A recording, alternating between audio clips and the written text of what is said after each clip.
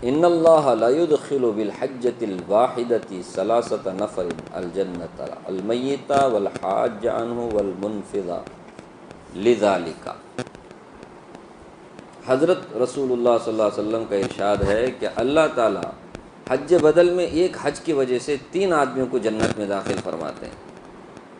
یہ ایک مردہ جس کی طرف سے حج بدل کیا جا رہا ہے، دوسرا حج کرنے والا، تیسرا وہ شخص، وہ وارث جو حج کرا رہا ہے، یعنی حج بدل کے لیے روپیہ پیسہ دے رہا ہے۔ تو ایک حج کی وجہ سے 3 آدمیوں کو اللہ تعالیٰ جنت میں داخل فرماتے ہیں۔ تو اس میں بھی حج بدل کی بات ہے، تو مردے کی طرف سے حج بدل کیا جا سکتا ہے۔ کل بھی آپ نے سنا، تینوں کو ثواب ملے گا، حج کرنے والے کو بھی، اور جو مردہ ہے، مرا ہوا آدمی ہے جس کی طرف سے حج کیا جا رہا ہے، اس کو بھی ملے گا، کیونکہ اس کی نیت کر کے حج کرا۔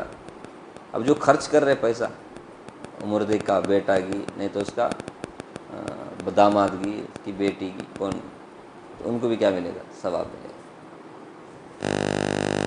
ایک دوسری حدیث میں ہے، جو شخص کسی کی طرف سے حج کرے، اس حج کرنے والے کو بھی اتنا ہی ثواب ہوتا ہے جتنا اس شخص کو ہو جس کی طرف سے حج کیا جاتا ہے۔ ابن موفق کہتے ہیں کہ میں نے رسول اللہ صلی اللہ علیہ وسلم کی طرف سے متعدد حج کیے۔ ایک مرتبہ خواب میں رسول اللہ صلی اللہ علیہ وسلم کی زیارت ہوئی۔ رسول اللہ صلی اللہ علیہ وسلم نے فرمایا کہ ابن موفق، تو نے میری طرف سے حج کیے؟ میں نے عرض کیا جی حضور کیے۔ رسول اللہ صلی اللہ علیہ وسلم نے فرمایا تو نے میری طرف سے لبیک کہا؟ میں نے عرض کیا کہ جی حضرت۔ رسول اللہ صلی اللہ علیہ وسلم نے فرمایا میں قیامت کے دن اس کا بدلہ دوں گا کہ حشر کے میدان میں تیرا ہاتھ پکڑ کر جنت میں داخل کروں گا اور لوگ اپنا حساب کتاب کرتے رہیں گے۔ ایک حدیث میں آیا ہے کہ کسی دوسرے کی طرف سے حج کرنے میں 4 شخصوں کو حج کا ثواب ملتا ہے۔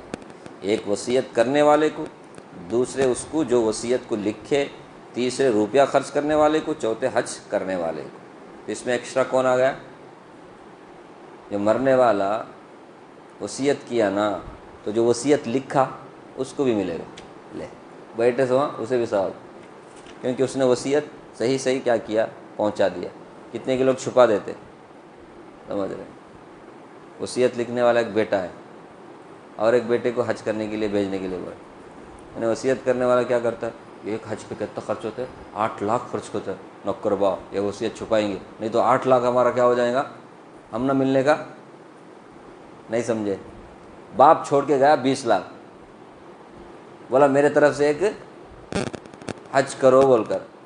اب وہ وصیت لکھنے والا سوچتا ہے 8 لاکھ روپے خرچ ہوتا ہے میرے باپ کی طرف سے اگر حج، 8 لاکھ بولے تو کتنا کم ہو گیا، سمجھو۔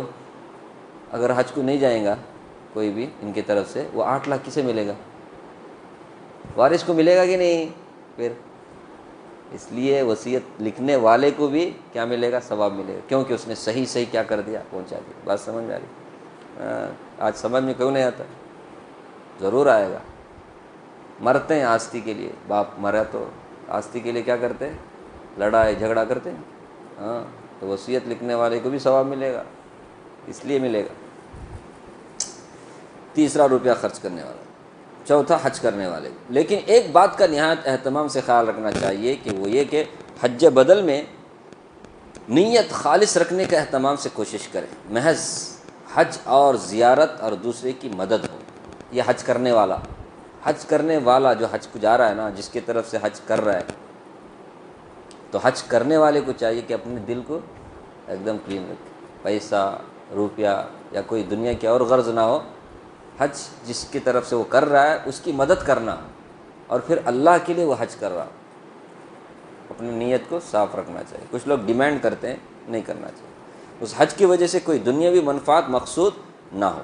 اگر ایسا ہوا تو پھر حج کرانے والے کو تو ثواب مل ہی جائے گا، مگر حج کرنے والے کا ثواب تو ختم ہوا۔ تو حج کرنے والے کو بھی ثواب ملنے کے لیے ضروری ہے کہ حج کرنے والے کی نیت صحیح ہو۔ امام غزالی رحمۃ اللہ علیہ نے لکھا ہے کہ جو شخص اجرت کے ساتھ حج بدل کرتا ہے وہ دین کے عمل سے دنیا کما رہا ہے۔ بعض لوگ حج بدل میں جاتے بولتے لیکن میرے کو اتنا دینا پڑے گا، بعض لوگ ڈیمانڈ کرتے ہیں۔ ابھی وہ زمانہ نہیں، بولو ابھی کون بھی گیا انہیں ڈیمانڈ کرتے ہیں، تو جو ڈیمانڈ نہیں کرتا اس کے ذریعے سے بھیجتے. پہلے ایسا نہیں ہوتا تھا. پہلے کیا کرتے تھے؟ نہیں میرا حج انوچ کرنا بول کر کے کیسا. تو انہیں جو انوچ کرنا بول کے تو انہیں کیا کرتا ہے؟ ڈیمانڈ کرتے ہیں میں جاؤں گا لیکن میرے لیے میں 40 دن لگاؤں گا اس میں, میرے 40 دن کا کچھ تو ملنا چاہیے میرے کو. ایسا تو اجرت کے لیے حج بدل نہ کرے. یہ کیا کم خوش نصیبی کی بات ہے کہ اللہ کا گھر دیکھنے کا موقع مل رہا ہے؟ نہیں. تو خیر, تو اجرت کے ساتھ حج بدل کرتا ہے وہ دین کے عمل سے دنیا کما رہا ہے. اس لیے بہتر ہے کہ اس کو مستقل مشغلہ اور تجارت نہ بنائیں کہ اللہ تعالیٰ دین کے طفیل دنیا تو عطا فرما دیتے ہیں لیکن دنیا کے بدلے دین عطا نہیں فرماتے. یعنی اس کی غرض تو دنیا کا ایندھن جمع کرنا ہوا اور اس کو ثواب مل جائے, یہ نہیں ہوتا ہے. سمجھ رہے؟ ایک آدمی دین کے ذریعے دنیا کما رہا ہے تو دنیا تو دے دیتے اللہ, دین نہیں دیتے. دنیا کے ذریعے اگر دین کما رہا ہے دین بھی دیتے, دنیا بھی دیتے. ایسا ہوتا ہے. دوسری فصل حج نہ کرنے کی وعید میں. حج ارکان اسلام میں سے ایک اہم رکن ہے اور اسی پر ارکان کی تمامی ہوئی ہے جیسا کہ پہلے فصل میں قرآن کریم میں ہے وَلِلَّهِ عَلَى النَّاسِ حِجُّ الْبَيْتِ مَنِ اسْتَطَاعَ إِلَيْهِ سَبِيلًا. اللہ تعالیٰ فرماتے ہیں کہ اللہ کو خوش کرنے کے واسطے لوگوں کے ذمے اس بیت اللہ کا حج کرنا فرض ہے. اس شخص کے ذمے ہے جو وہاں جانے کی طاقت رکھتا ہو, اور جو منکر ہو کافر ہو تو اللہ کا کیا نقصان ہے؟ اللہ تمام جہانوں سے بے نیاز ہے, ان کو کیا پرواہ ہے. تو علماء نے لکھا ہے حج کی فرضیت کی ابتدا اسی آیت شریفہ کے نازل ہونے سے ہوئی ہے. اس آیت شریفہ میں بہت ساری تاکیدیں ہیں. ایک تو للہ ہے کہ لام ایجاب کے لیے, واجب کرنے کے لیے. دوسرے علی الناس, یہ نہایت لزوم پر دلالت کرتا ہے, یعنی لوگوں کی گردنوں پر یہ حق لازم ہے, اللہ کا حق ہے یہ لوگوں کے اوپر. تیسرے علی الناس کے بعد من استطاع کو ذکر کرنا جس میں 2 طرح کی تاکید, ایک بدل کی دوسرے اجمال کے بعد تفصیل کی. چوتھے حج نہ کرنے والے کو من کفرہ سے تعبیر کیا, منکر کافر.